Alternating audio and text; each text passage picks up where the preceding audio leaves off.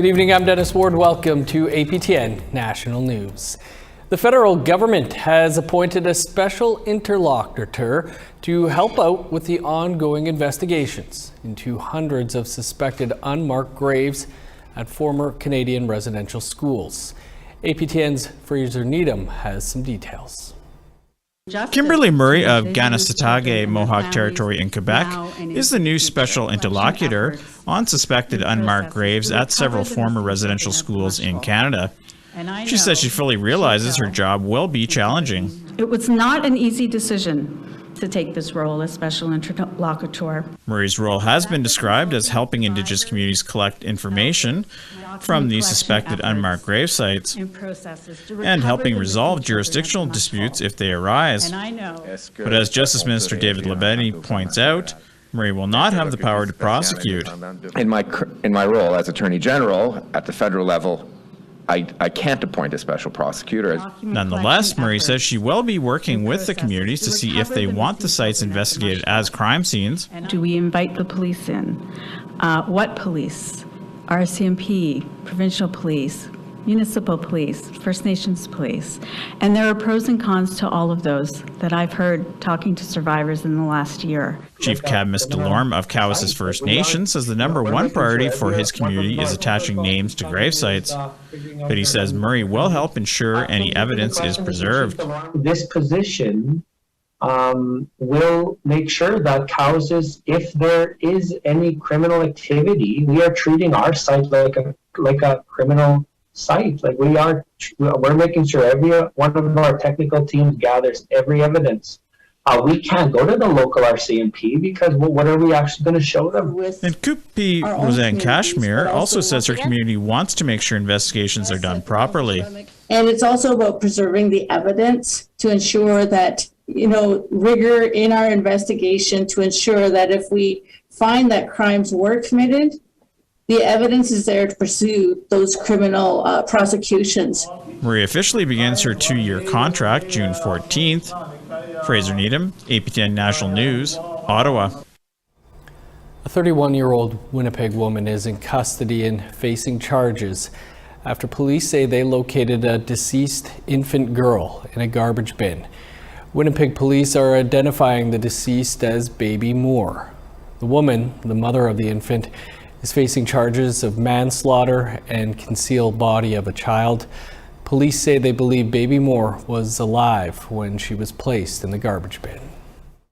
We're talking about an infant. This is somebody that was born and discarded, has no chance of living a fulfilling life. So it's extremely traumatic for the family. It's extremely traumatic for the community at large. It's traumatic for the first responders that also attended to this event. This is it's immediate and ongoing as far as trauma. And even for the people that are viewing today and people that are going to be reading about this incident, it's very traumatic for them as well.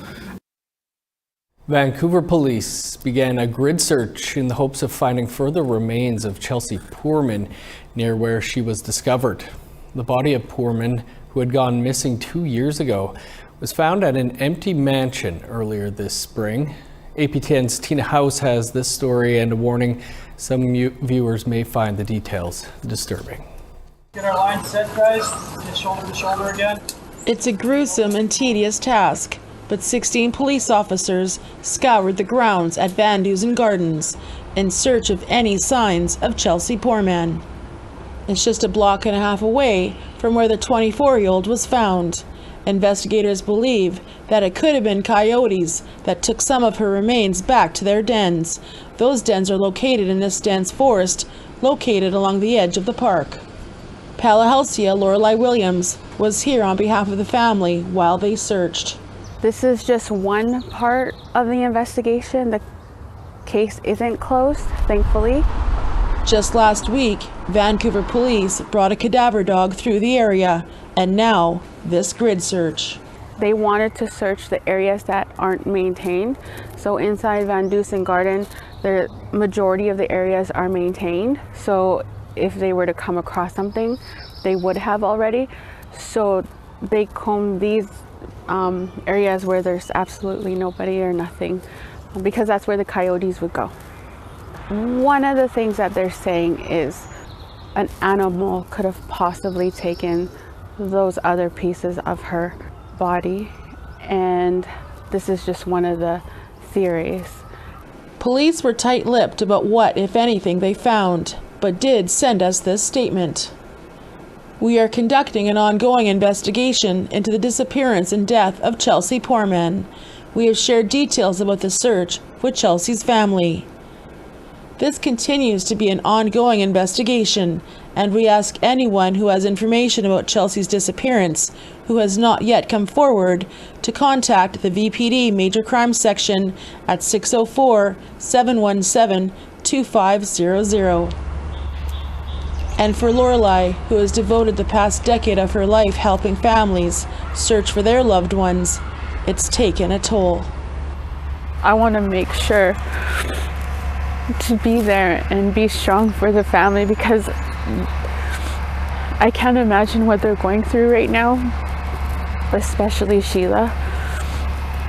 And yeah, it's really hard, but I just gotta be strong, especially because I have the resources and I can be that person to take notes or, say things.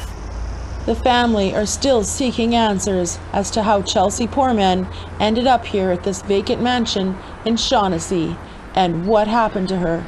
She was last seen on the night of September the 6th, 2020, and reported missing 2 days later.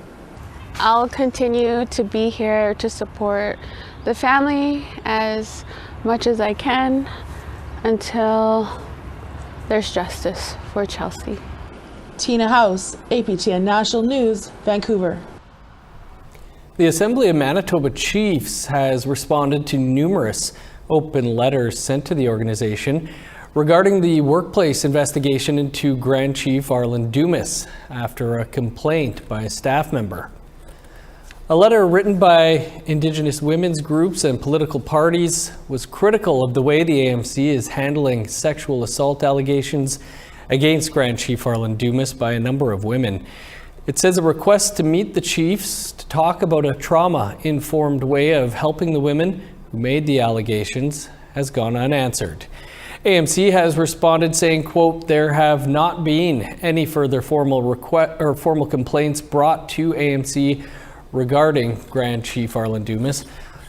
AMC also stated while they appreciate advocates' offer for assistance, they are required to maintain the complainant's confidentiality.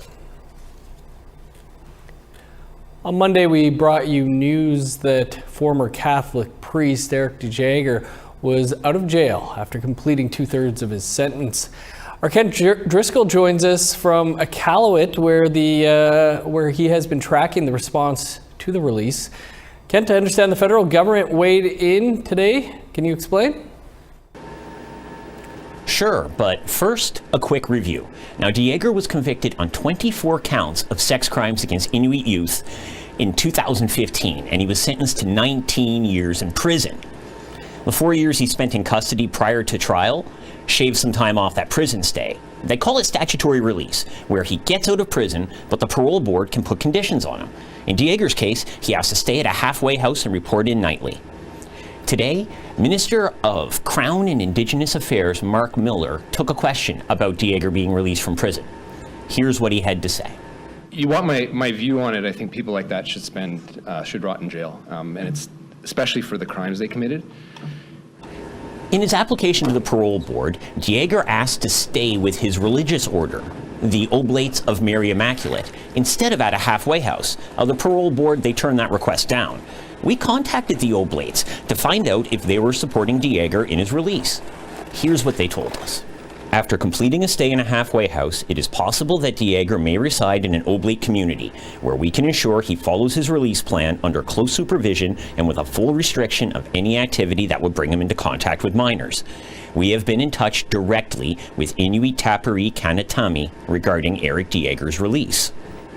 Now, that last line, that generates a lot of questions. The Oblates say they informed Inuit Tapiri Kanatami of DeJager's release. DeJager's victims, they're all ITK members. ITK represents Inuit nationally. We couldn't find any record of ITK informing Inuit about DeJager's return to society. So we asked them what they knew and when they knew it. Here's what they wrote back. ITK continues to advocate for the full force of the criminal justice system to be brought against those who commit crimes against the most vulnerable in our society. This includes priests who have evaded and continue to evade justice in Canada. There is no measure of justice that can erase the pain their actions have caused. The system is imperfect, and we continue to work to advance measures to improve the ways Inuit interact with the justice system. And now, that ITK statement doesn't begin to address the Oblate stance that they told ITK about Jaeger's release, and if they chose to keep that information to themselves instead of informing Inuit. So we asked ITK the questions again. Here's what they had to say. ITK did receive brief information from the Oblates in regards to a specific priest who committed crimes in Nunavut who was being paroled. The full details of that case and that parole decision lie with the parole board. ITK does not have and is not in a position to share full details. Back to you in Winnipeg. Thanks, Kent. You can find more on that story over on our website, aptnnews.ca. Indigenous people are set to have a bigger say in the protection of historic sites. That story and more coming up.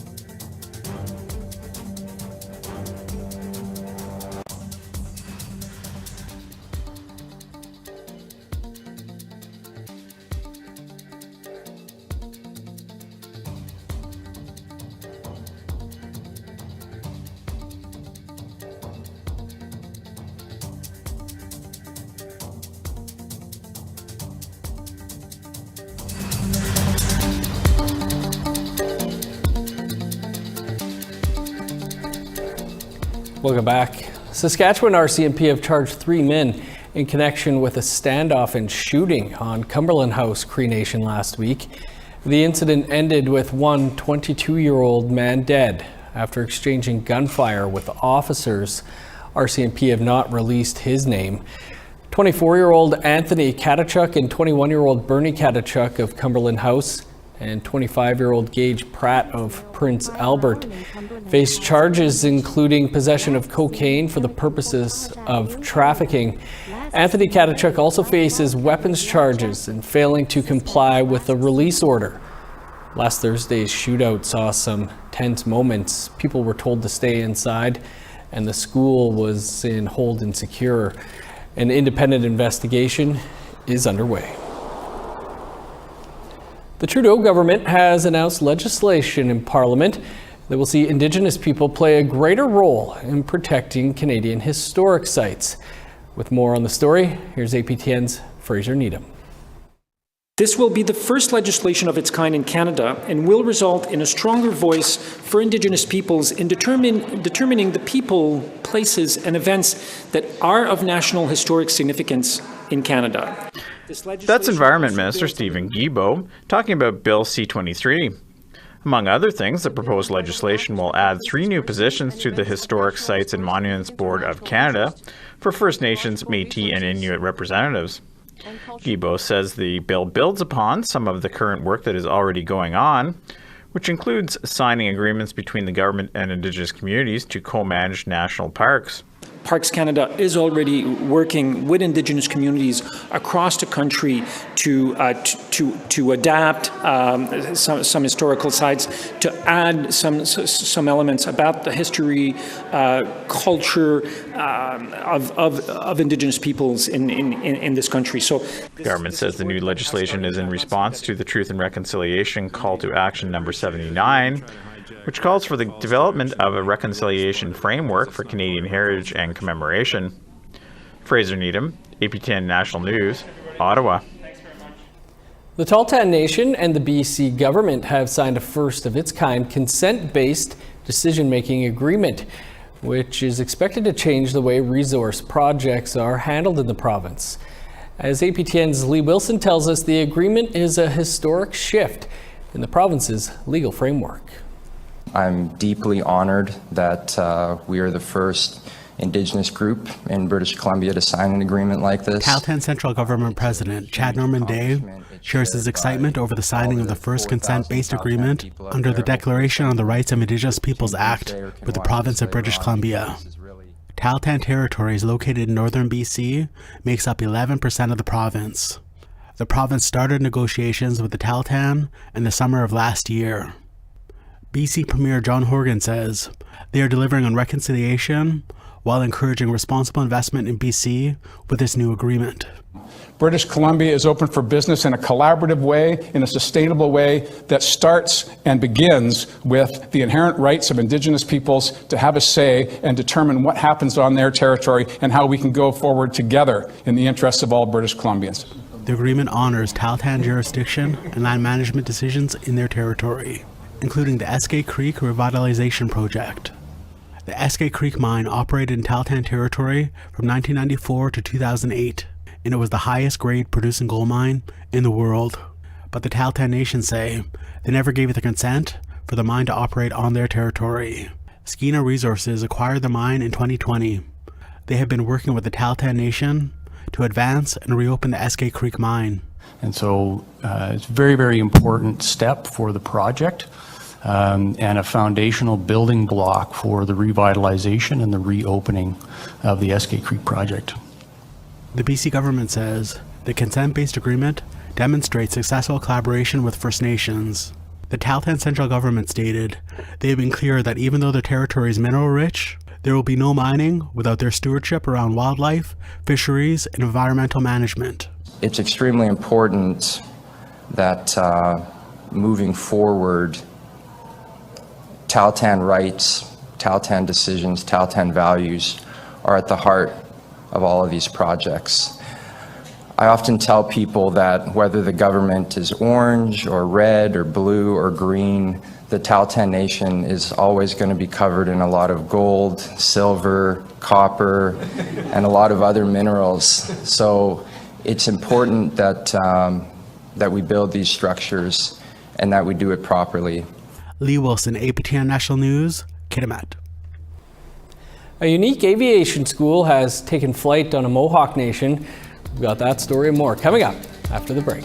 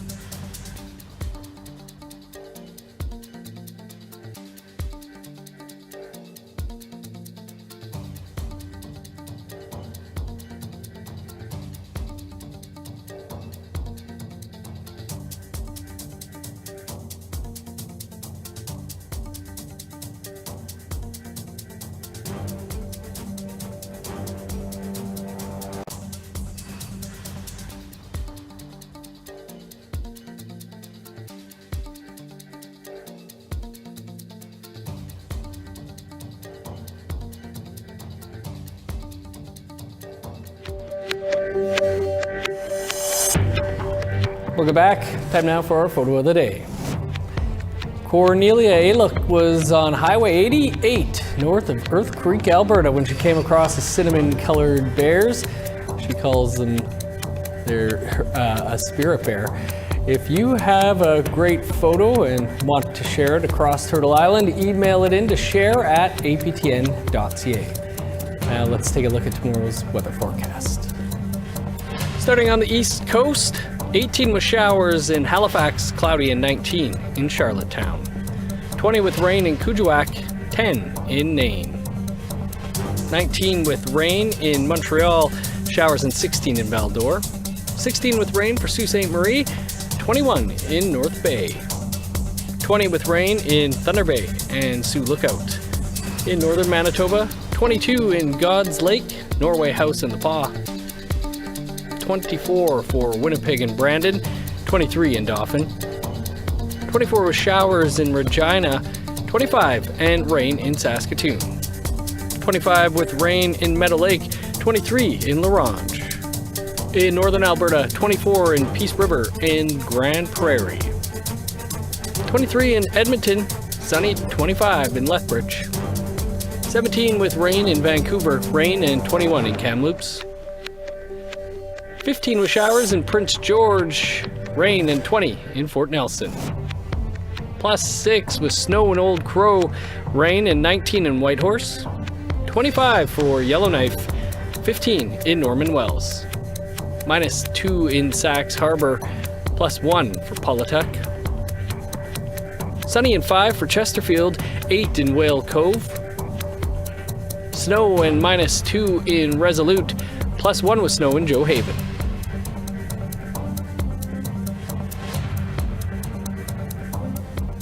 A very unique aviation school calls the Mohawk community of Tyendinaga home. It's the one and only post-secondary Indigenous aviation program geared to First Nations, Métis, or Inuit in the country. Here's Annette Francis with its success and setbacks. 6 days a week, morning to night, you'll find this runway busy with flights taking off and landing. These are students training to become pilots in the First Nations Technical Institute's aviation program. It's helping Joseph Aklajuk's dream become a reality.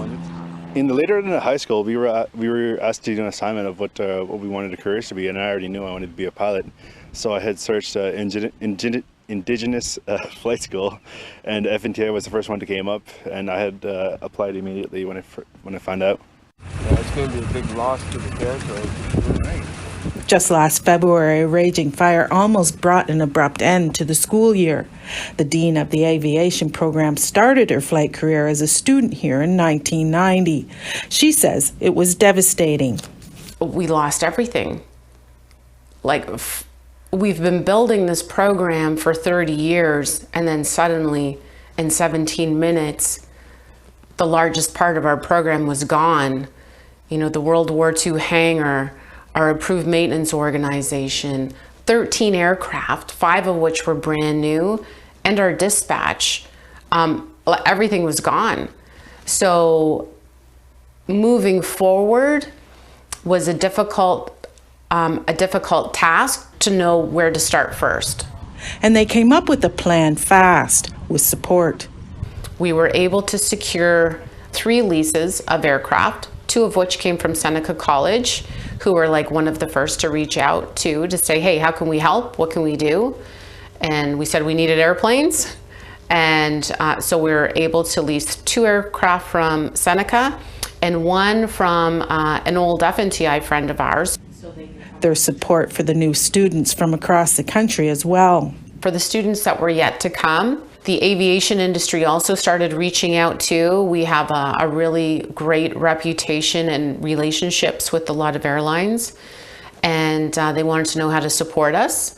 So they are now supporting the 13 students to flight train near their communities this summer.